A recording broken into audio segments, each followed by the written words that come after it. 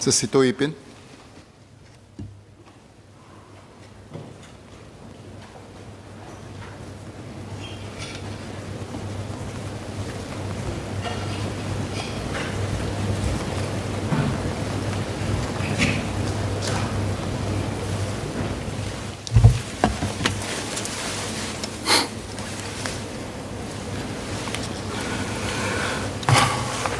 Mr. Speaker, sir, I rise in full support of the motion.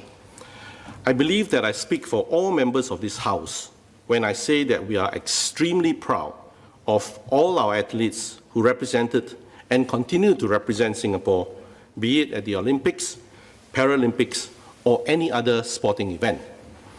We have seen for ourselves how sports have the capacity to rally a nation and inspire generations. Sports, therefore, play a crucial and important role in forging a strong Singapore spirit. Sportsmen and sportswomen also serve as good role models for our youth, with their passion, perseverance, drive, and values in sportsmanship. Athletes such as Yih Pin and Joseph Schooling are good examples.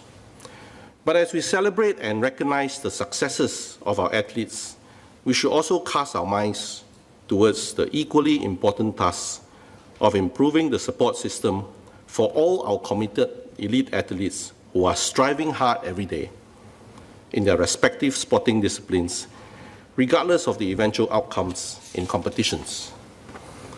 If we succeed in establishing a strong, multifaceted support system for our athletes, a strong national sporting culture can evolve, where our athletes can train and aspire to be the best that they can be, while having the peace of mind that they have the financial support during and institutional support after their sporting careers.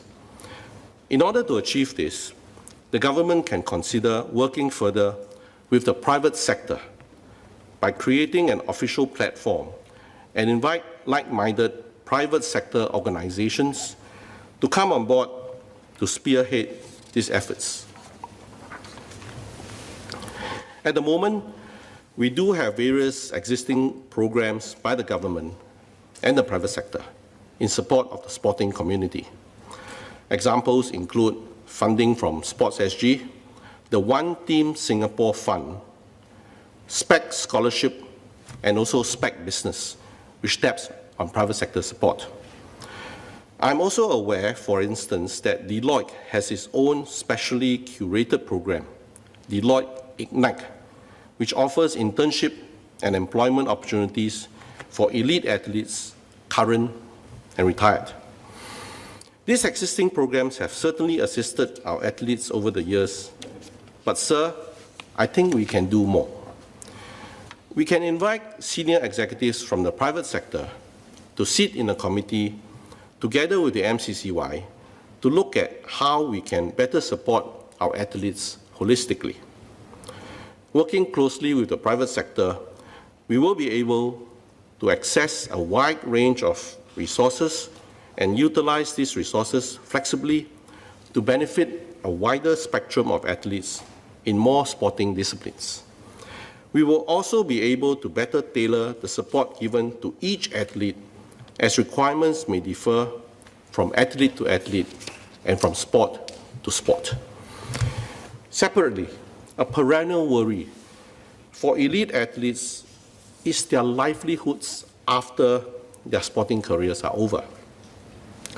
The SPEC Business Network has done well in this area for many of our athletes, but such a committee can look to leveraging on the existing network to do even more. Japan, for example, has a culture of corporate athletes, where Japanese corporations have sometimes hired elite athletes as full-time employees with a flexible work training schedule that is tailored to meet the athlete concerned. While we may not be able to adopt a similar model, the committee can look at other innovative arrangements suited to our local context for our Singapore athletes. My sincere hope is that successes such as those of Peng Siu and Joseph and the many athletes that have come before them can inspire a whole new generation of Singaporean athletes to pursue their sporting aspirations. We as members of this House and the government must certainly try our very best to support this endeavour.